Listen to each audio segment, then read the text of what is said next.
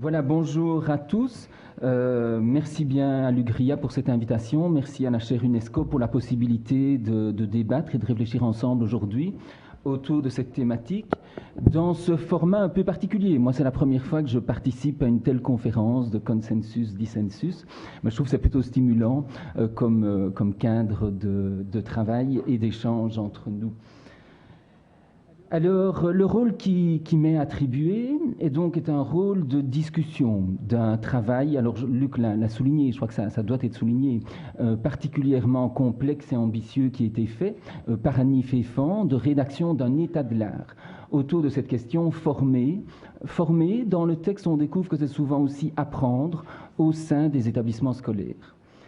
Alors, la toute première remarque que je voudrais faire avant de rentrer dans cette discussion, c'est que dès qu'on regarde un petit peu cette thématique, et encore plus quand on rentre dans le document, on se rend compte en fait que ce qu'on a demandé à Annie Féfan dans un premier temps et à nous tous aujourd'hui, comme ce qu'on nous propose comme objet de réflexion, à mes yeux, en fait, vient articuler deux types de littérature et deux types de préoccupations de recherche qui le plus souvent sont distincts. Une partie du titre qui nous est proposé aujourd'hui, moi j'aime autant le prendre par le verbe apprendre, renvoie à des travaux de recherche sur quelle est la nature des savoirs des enseignants. Comment les enseignants apprennent-ils? Et je pense que c'est vraiment un type de travaux de recherche. Et autre chose, ce sont les travaux sur les établissements scolaires, comme environnement institutionnel, organisationnel, qui vient cadrer les relations entre enseignants et l'espace de travail des enseignants. Et il me semble, et je crois qu'on reviendra plusieurs fois là-dessus aujourd'hui, qu'une des difficultés qui se posent dans le mandat qu'on nous donne est d'essayer de voir, mais tiens, comment peut-on... Est-ce qu'il y a une plus-value dans le rapprochement entre ces deux types de littérature?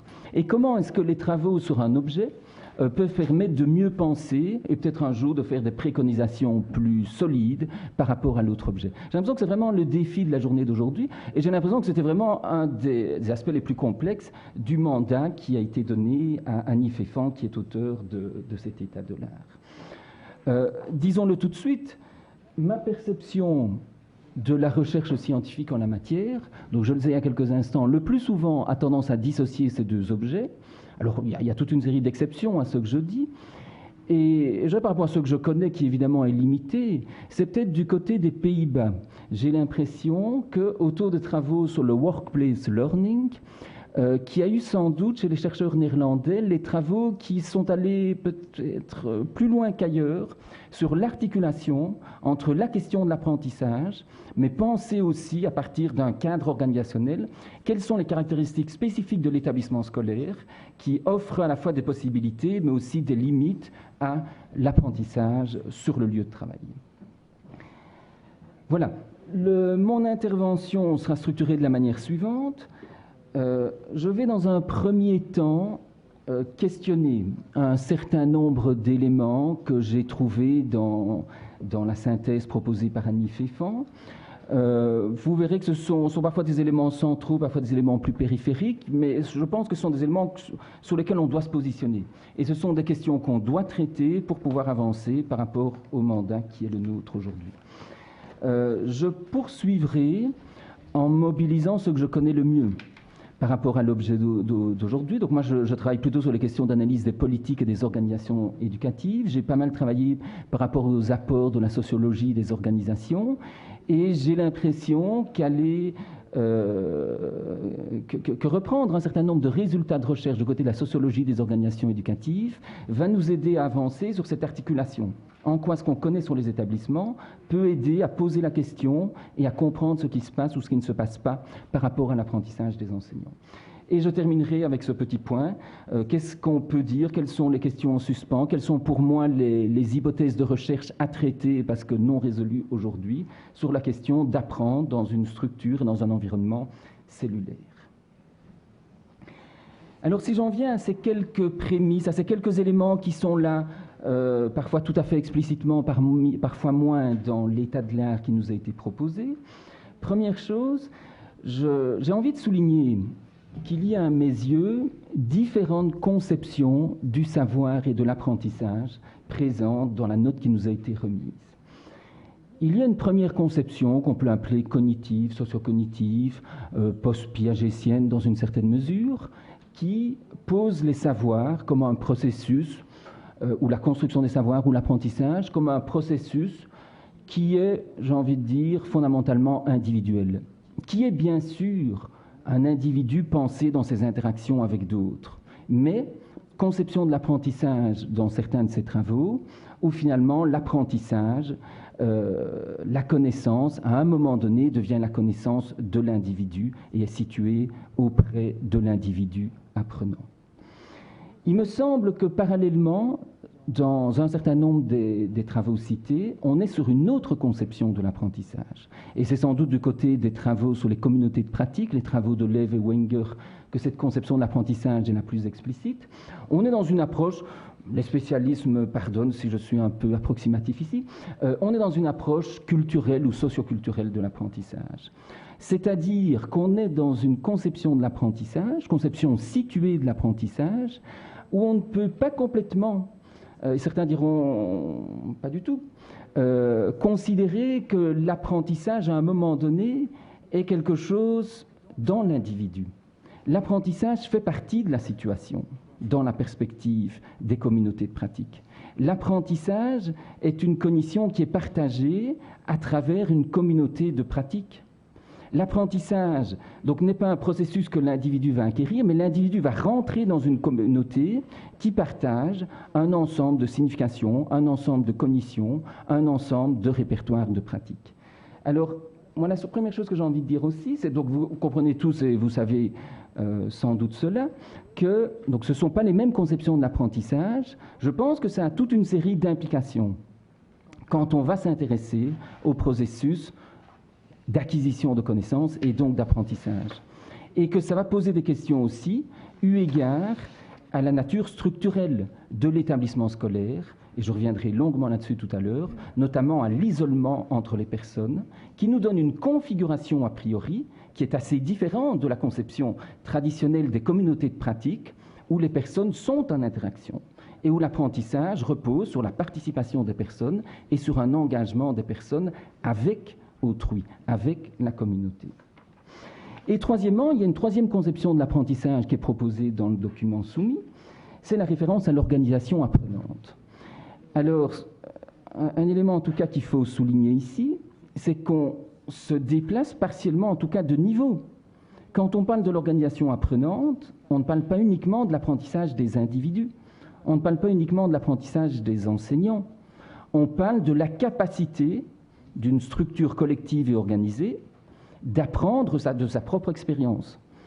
Les travaux sur les organisations apprenantes, voire certains travaux sur l'apprentissage organisationnel, vont considérer que l'apprentissage, c'est la capacité collective de l'organisation, de ne pas répéter des erreurs qui ont été commises, de mettre en place des dispositifs qui vont développer la créativité, qui vont permettre d'anticiper sur les évolutions de l'environnement, etc., etc.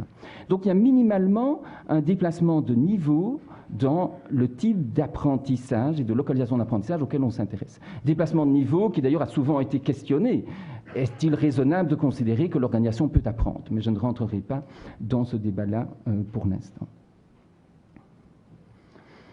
Alors, deuxième élément qui me semble important de questionner quelque peu, j'ai envie de dire d'autant plus dans le cadre qui est le nôtre aujourd'hui, d'une conférence de consensus-dissensus, type de conférence dont on entend parfois qu'elle puisse conduire à des préconisations. On sait bien à quel point en sciences de l'éducation, dans un espace de recherche qui est configuré, qui est souvent identifié en relation à un champ de pratique, les pratiques de l'éducation et de la formation, on sait bien à quel point on navigue constamment entre des travaux qui ont essentiellement des perspectives analytiques et compréhensives, des travaux qui sont dans des postures de recherche dans un sens assez classique du terme. Le but du jeu, c'est de mieux comprendre ce qui se passe, et d'autres types de travaux, ou parfois les mêmes, dont la perspective est davantage normative, prescriptive, pouvant conduire à des préconisations. J'ai l'impression qu'en particulier dans l'espace d'une conférence de consensus, où on va devoir se positionner sur les deux registres, qu'est-ce qu'on connaît? Qu'est-ce qu'on a compris sur ce qui se passe dans un établissement scolaire et sur les processus d'apprentissage des enseignants, sur la nature des savoirs des enseignants également, et qu'à d'autres moments, on risque de nous demander ou de poser comme question au jury d'experts, mais tiens, est-il raisonnable aujourd'hui de faire des propositions? J'ai l'impression qu'il est absolument essentiel de distinguer suffisamment les deux natures d'analyse et de savoir qu'on peut mobiliser dans nos interrogations, dans nos textes, dans nos travaux.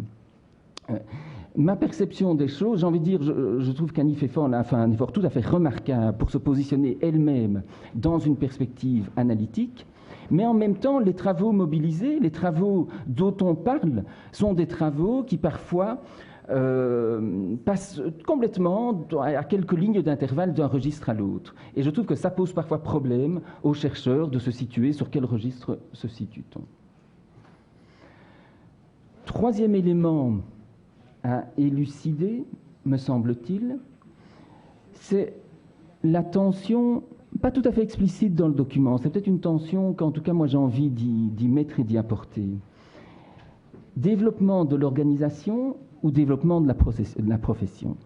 Dans une certaine mesure, le texte il nous a été remis par presque d'une affirmation.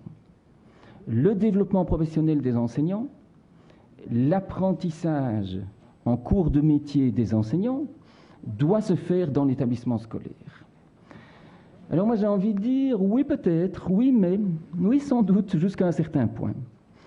Bien entendu, l'établissement scolaire est le lieu d'insertion, est le lieu d'identification principal de la majorité des enseignants, bien que certains me diront ça dépend aussi des systèmes éducatifs. Et peut-être que justement en France, on a un système éducatif où le sentiment d'appartenance à un établissement est moins fort que dans d'autres pays pour toute une série de raisons historiques liées à la régulation du système éducatif.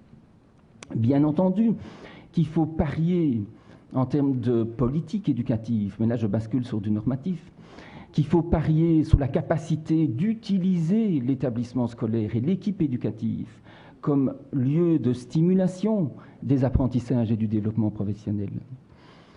Mais en même temps, dirais-je, la sociologie du travail a largement montré les tensions qui existent pour tout professionnel entre l'organisation et la profession. Si on considère que l'organisation est le lieu d'insertion, le lieu d'engagement, le lieu possible d'identification de la personne, mais qu'en même temps, si on parle de profession, on suppose qu'il y a un groupe professionnel derrière. Et ce groupe professionnel, il est censé également être une source d'affirmation de savoir. Il est censé également être une source d'alimentation des connaissances des enseignants et du développement professionnel. Et à un moment donné, la tension qu'on observe classiquement entre les deux, c'est dans quel sens est-ce que ça va basculer? Est-ce qu'on fait le pari que c'est surtout à travers une identification à l'organisation et aux objectifs d'une organisation spécifique, mon école, ou est-ce que c'est surtout à travers un sentiment d'appartenance à un groupe professionnel, dans ce cas-ci, celui des enseignants?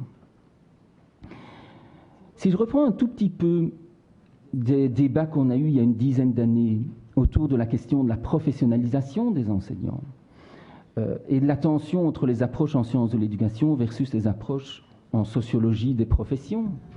Un élément quand même majeur du débat à cette époque-là, et débat qui est toujours en cours aujourd'hui, était de se dire, mais la professionnalisation ou le développement professionnel, de nouveau, suppose un groupe professionnel derrière. Et un groupe professionnel, c'est aussi une question de rapport de force. Une profession, diront les sociologues des professions, elle se définit essentiellement par une question de rapport de force. Elle a gagné la bagarre avec les professions voisines et le groupe professionnel est reconnu comme pertinent et comme compétent pour définir le contenu de la profession, pour définir ce qu'on attend des architectes, des médecins ou des enseignants. Qu'en est-il par rapport à la question du développement professionnel des enseignants? Moi, j'ai envie de dire, dans beaucoup des textes que j'ai lus, notamment ceux qu'Annie Pfeffer a synthétisés, mais dans d'autres aussi, j'ai envie de dire qu'il y a quand même souvent un grand absent. Où est le groupe professionnel enseignant pour se prononcer et pour peser et pour dire ce qu'il estime être utile au développement professionnel des enseignants? Et j'ai un peu l'impression qu'on est parfois dans un scénario où ce sont davantage les experts non enseignants qui parlent sur ce que pourrait être ou devrait être le développement professionnel des enseignants. Il y a, à mon avis, une tension qui est à élucider de ce côté. La question clé posée dans le document me semble claire. L'établissement peut-il être un lieu d'apprentissage ?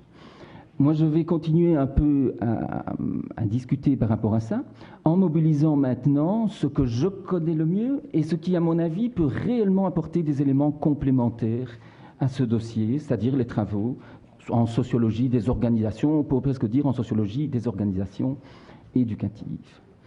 Alors, je vais passer assez vite là-dessus.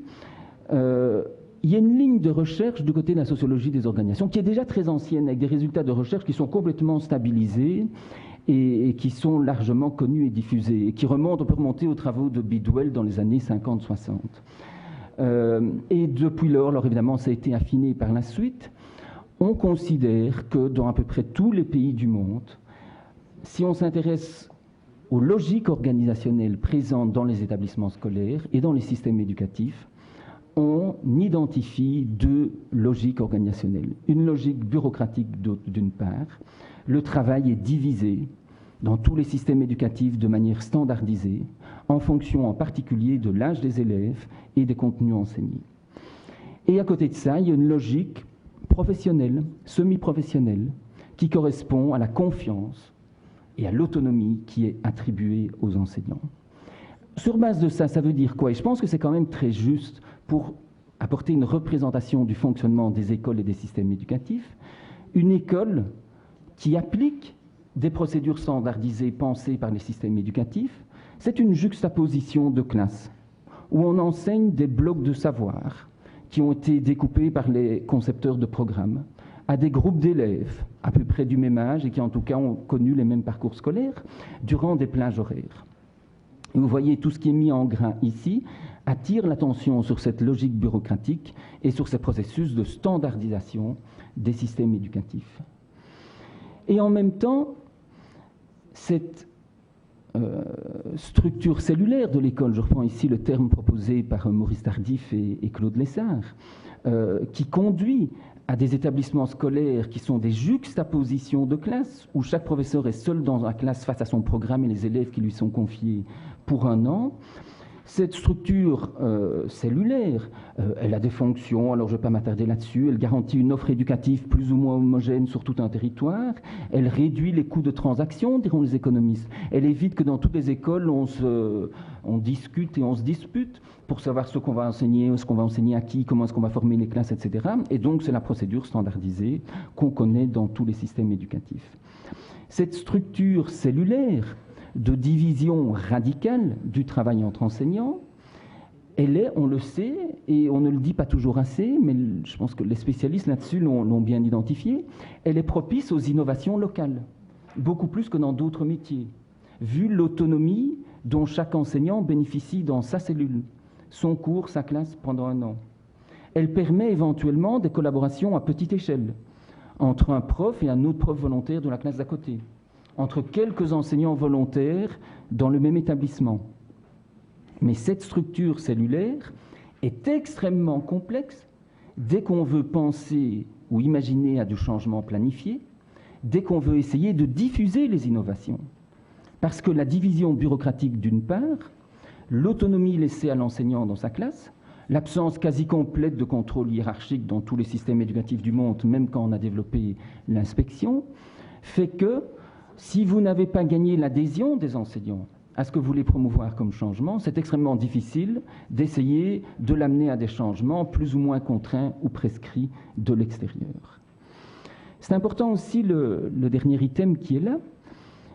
On dit souvent que les enseignants sont des individualistes et ils ne travaillent pas en équipe. Ils ne travaillent pas en équipe, c'est une évidence dans beaucoup de systèmes éducatifs, en tout cas en France et en Belgique. Mais il faut également comprendre, et la sociologie des organisations est également utile, que c'est la structure cellulaire, c'est la division bureaucratique du travail dans des écoles qui fabrique de la culture individualiste.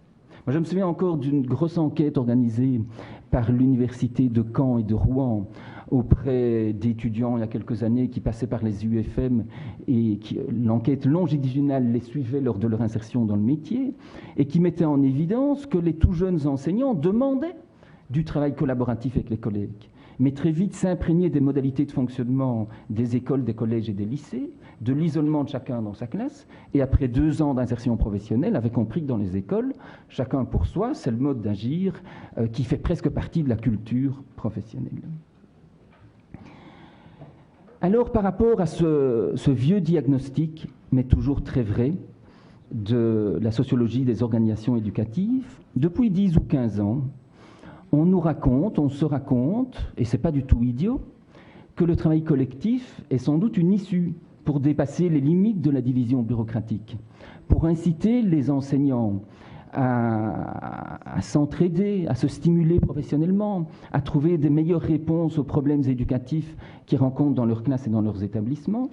Et on sait bien que les préconisations qui viennent des organisations internationales et nationales vont largement dans le sens de stimuler et d'encourager au travail collectif. Mais ne nous trompons pas, le travail collectif dans des systèmes éducatifs comme la Belgique et la France est, à mon avis, bien davantage une forme de prescription qu'un objet empirique qu'on peut aller observer dans la plupart des établissements scolaires. Alors par rapport à ça, moi j'ai quand même envie d'attirer l'attention sur 2 éléments majeurs, même s'ils sont un peu banals. Attention au contexte institutionnel. Qu'est-ce que je veux dire par là ? Il me semble clair aujourd'hui que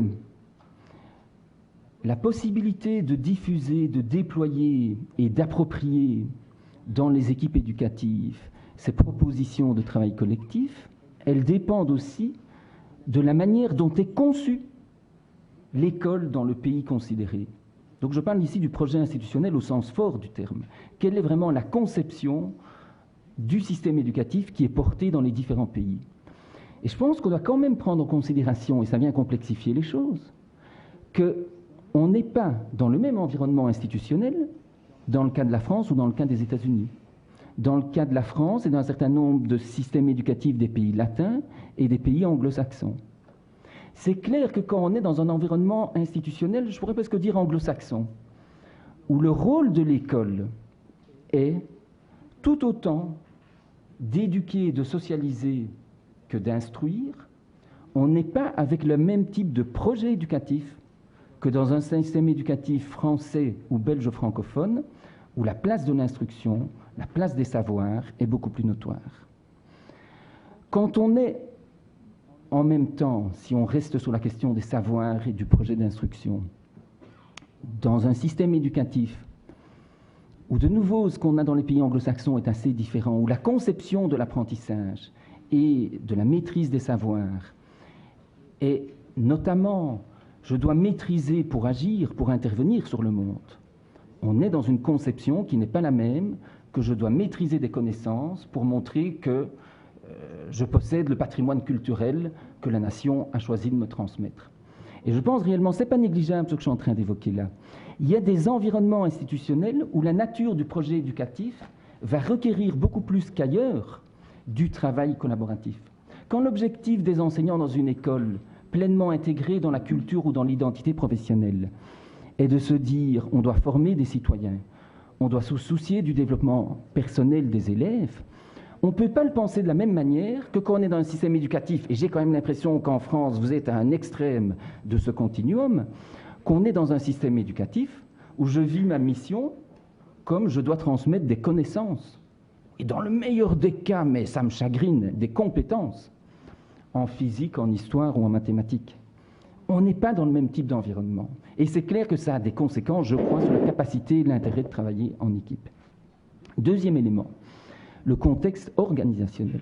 Comment est-ce qu'on organise les choses dans les établissements ? Et vous savez, le travail collectif, les communautés d'apprentissage, une série d'autres choses, ce sont quand même des concepts qui viennent plutôt des milieux anglo-saxons que du milieu francophone. Pour m'arrêter sur un exemple, moi j'étais il y a quelques mois en Australie, dans la ville de Melbourne, et comme je le fais souvent quand j'ai un séjour à l'étranger, je demande à passer plusieurs demi-journées dans des établissements scolaires. Et je passe à cette occasion une demi-journée dans un collège, dans la ville de Melbourne. Je visite le collège avec le principal, et qu'est-ce que je peux notamment observer? Des grands bureaux collectifs, sous forme triangulaire. Et il me dit, ah, mais vous avez ici le bureau pour les profs de mathématiques. Et c'est un espace de travail avec 7 ou 8 postes informatiques, avec plusieurs tables, avec du matériel, avec des classeurs de tous les côtés, avec une bibliothèque importante sur la didactique des mathématiques. Et un peu plus loin, il y a un autre espace collectif pour les professeurs de langue, un peu plus loin pour les profs de français, etc. Les gens sont à l'école toute la journée et ont des moments quand ils ne sont pas en classe où ils travaillent ensemble, où ils peuvent échanger, où ils ont les mêmes classeurs pour partager leur matériel.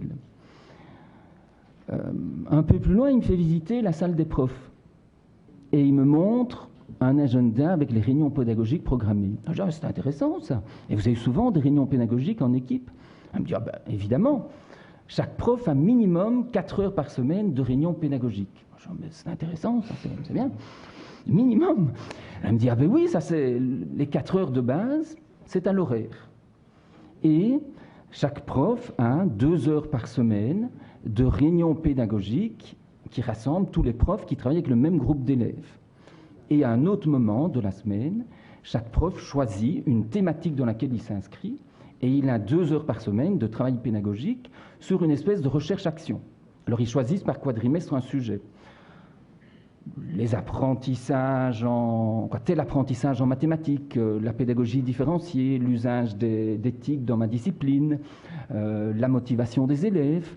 Et il m'expliquait que souvent c'est animé par un extérieur, qui est quelqu'un qui vient de l'université, et que les profs vont se voir 15 ou 20 fois 2 heures sur le quadrimestre. Ils commencent par lire des articles scientifiques sur la motivation, sur l'éthique, etc.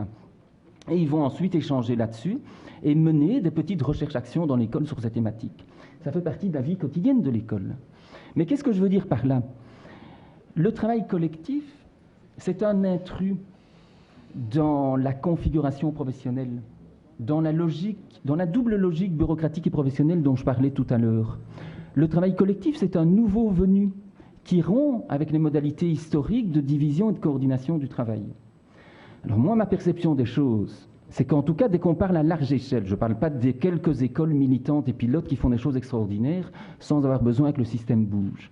Mais à large échelle, si on veut développer le travail collectif ou des communautés d'apprentissage ou des choses de ce type-là, on doit penser simultanément l'environnement organisationnel, c'est-à-dire la manière dont on organise les espaces de travail et la manière dont on organise le temps de travail dans les écoles. Mais l'organisation du temps de travail, des espaces de travail en France ou en Belgique, il est encore construit conformément à la vieille conception. Les concepteurs de programmes et les technocrates ont tout divisé en petits morceaux, et une école, c'est une juxtaposition de profs qui viennent faire leur boulot et puis qui rentrent chez eux. Donc je crois que si on ne touche pas à ça, on aura difficile à faire du changement à large échelle. Alors, toujours sur le travail collectif, mais je ne vais pas m'attarder, les recherches qui sont menées, qu'on a pu mener en Belgique, où ça fait au moins 10 ou 15 ans qu'il y a une invitation, parfois sympathique, parfois sous forme de prescription, à développer le travail collectif dans les écoles. Qu'est-ce qu'on peut constater? C'est que ça ne marche pas trop bien. Dans beaucoup de cas, il y a un découplage entre ce qu'on raconte, ce qu'on fait, entre la norme du système éducatif. Par exemple, dans toutes les écoles préscolaires et primaires, depuis une dizaine d'années, il y a une norme qui dit, dans le temps de travail des enseignants, il y a minimum 2 fois 50 minutes de concertation en équipe éducative par semaine. Les travaux de recherche qui ont été faits là-dessus montrent qu'en fait ce temps est très peu utilisé, il est souvent détourné, et quand il est utilisé, je veux dire, c'est un temps de collaboration peu piloté, peu approfondi, et qui conduit rarement à de l'apprentissage des enseignants.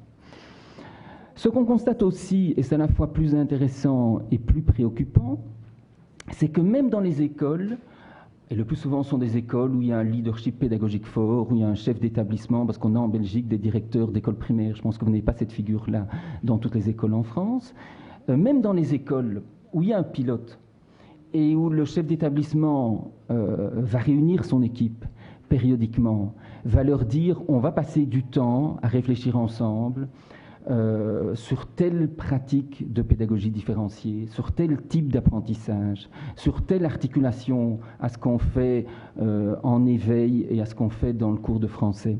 Même dans ces cas-là, on a des études de cas dans des recherches qu'on a pu développer qui montrent que la connexion entre ce qu'on discute avec les collègues et ce qu'on fait ensuite chacun individuellement dans sa classe est souvent, la connexion, elle n'est pas simple du tout. Et moi, ça me semble assez clair qu'aujourd'hui, en tout cas si je me place dans une perspective organisationnelle, j'ai l'impression qu'effectivement, le travail collectif, c'est une bonne idée. Ça devrait permettre de dépasser cette division bureaucratique et de faire du collectif une source de simulation, d'apprentissage, voire de développement professionnel des enseignants. Mais en même temps, j'ai vraiment l'impression qu'on n'a pas bien identifié quelles sont les conditions pour que ce qu'on travaille en collectif à certains moments ait réellement une influence sur les pratiques individuelles de l'enseignant une fois qu'il sera dans sa classe. Et, que c'est vraiment, et ça me ramène complètement d'ailleurs sur l'objet de la note de synthèse et l'objet de la discussion aujourd'hui. Comment faire vraiment du collectif dans le contexte organisationnel qui est celui des écoles pour éviter d'être sur des schémas fictionnels? Comment faire du collectif un temps d'apprentissage pour les enseignants qui conduit à des changements de pratiques éducatives? Et je termine avec ça, apprendre dans cet environnement cellulaire qui, je crois, est un donné qu'on ne va pas modifier ou qu'on va peu modifier. Je le reformule en disant, finalement, il me semble que la question, c'est comment apprendre avec mes pairs, alors que, ce que je disais tout à l'heure sur la division bureaucratique du travail, mon travail est soustrait au regard des pairs. Mais quand même, moi, ça m'intéressera tout à l'heure de discuter avec tous ceux qui connaissent beaucoup mieux que moi le travail de Lev et Wenger sur les communautés de pratique. J'ai l'impression qu'il y a quand même une belle tension, parce que, de nouveau, la configuration organisationnelle de l'école est peu propice au développement de communautés de pratique. Et je trouve que c'est intéressant comme débat. Nous, on avait un peu travaillé ça il y a quelques années à partir des travaux de Wake et du sense-making.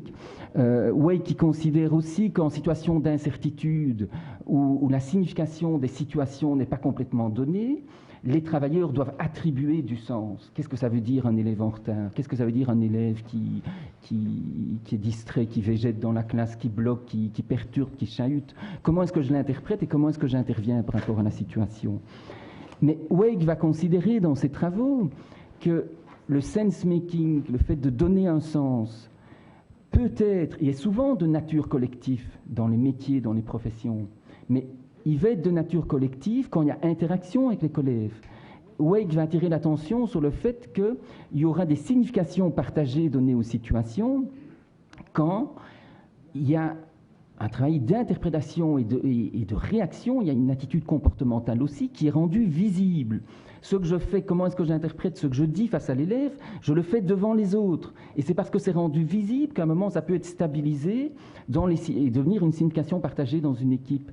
Mais alors, comment est-ce qu'on fait de nouveau quand, dans le cas des enseignants, une bonne partie du travail est invisible aux yeux des collègues? L'hypothèse que j'ai, et avec quelques collègues au JURCEF, notamment les travaux qu'on développe avec Xavier Dumay, certains travaux aussi qu'on développe avec Caroline Le Thor, qu'on a tendance à formuler aujourd'hui, est de dire, mais il faut sans doute, pour que l'apprentissage collectif ait une influence durable sur l'enseignant et son travail en classe, il faut sans doute transformer en objet de travail visible ce qui est traditionnellement invisible ou séparé. Mais ce sont plus des hypothèses que des démonstrations. J'ai l'impression que les stratégies de travail, de formation continuée, qui parient parfois sur les observations mutuelles. Vous formez un groupe de 10 instituteurs qui vont bloquer 10 journées de travail sur une année scolaire, et il y a 10 matinées où ils vont à chaque fois aller observer l'un d'entre eux. Comment est-ce qu'il fait avec ses élèves? Et il y a 10 après-midi où chaque fois tout le monde a vu un collègue travailler sur la matinée. On analyse ensuite son intervention, mais qui a été partagée. Il me semble que c'est un certain type de dispositif qui rend l'invisible visible et qui en fait un objet de travail. Deuxième proposition, la conception commune de support pour le travail en classe, mais qui ensuite fait l'objet d'usages communs par les enseignants, même s'ils sont séparés, et d'analyses communes. J'ai l'impression aussi que les travaux qui ne se contentent pas d'un usage commun de supports semblables dans les classes, mais qui partagent ensuite les traces issues du travail des élèves, Qu'est-ce que les élèves ont produit comme notes, ont produit comme proposition, ont proposé sur leur feuille d'interrogation, et qu'on remet ça dans l'espace collectif, me semble-t-il, ce sont des conditions indispensables pour connecter davantage ce travail invisible et le ramener dans l'espace collaboratif. Alors je terminerai